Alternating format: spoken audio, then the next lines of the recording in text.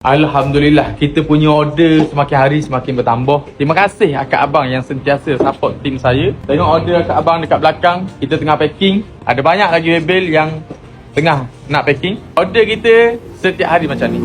Cuma saya ada satu masalah. Masalah saya dengan budak Indo ni. Itulah lama tak tergaduh dengan saya.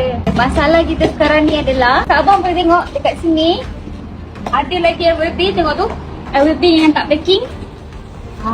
Kita punya space tak muat. So kakak abang ada tak siapa-siapa yang tahu tempat kilang ataupun office yang nak disewakan area KL?